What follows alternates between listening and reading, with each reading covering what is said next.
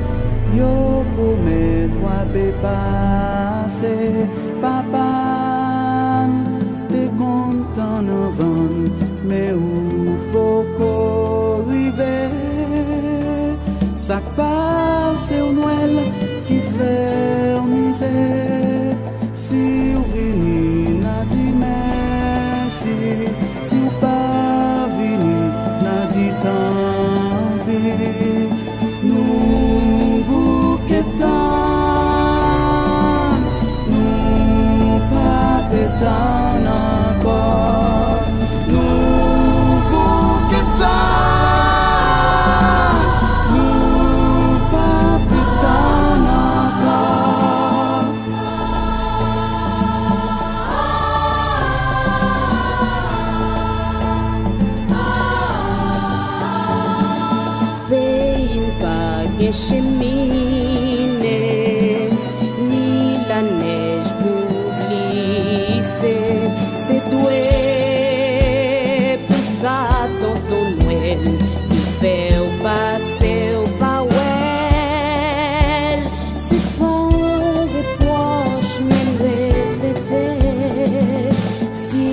jouer pour la dîner.